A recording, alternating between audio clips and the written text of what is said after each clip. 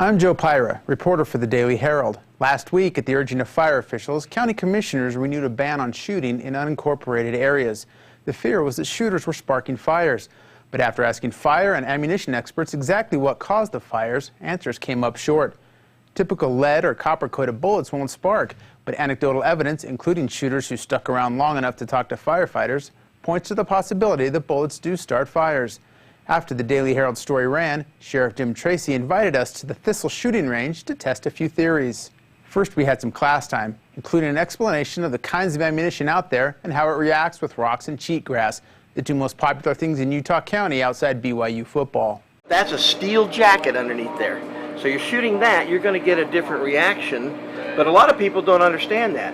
And this is the cheapest stuff you can buy, is the most problematic stuff. I was sure the superheated copper, or at least the liquid lead, which melts at 600 degrees, would light the grass on fire, but the best we got was some smoldering. Though Tracy said under the right conditions, smoldering will lead to fire. Under the right conditions was repeated again and again Monday, even as fire stubbornly refused to ignite. After the ballistics lessons, Range Master Owen Shiverdecker took over, blasting away, hoping to recreate typical shooting conditions and spark a fire.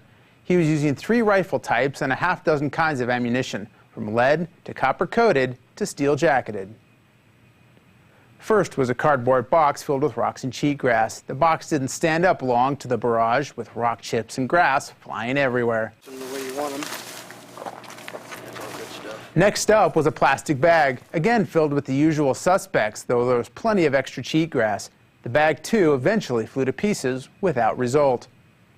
We'll shoot 2 or 3 rounds and then stop and come look at it before we just pull the whole thing all over 40 inches. See if we can see anything there. Lastly was a 5-gallon bucket, which at least didn't disintegrate after a dozen or so rounds punctured it. Despite the use of 3 rifle types and a half dozen kinds of ammunition, the closest we got to fire was what looked like a puff of smoke that turned out to be powder from pulverized rocks, wafting in the late afternoon canyon winds. But Tracy maintains that under the right conditions, and given the sheer number of variables, the probability would rise that a shooter could start a fire. If you're hitting certain kinds of ejected old casings that are metal or causing them to smack into a rock, you may get a spark. And our opinion is that those sparks happen more frequently than I think people notice. But I don't believe that they result in fires very often.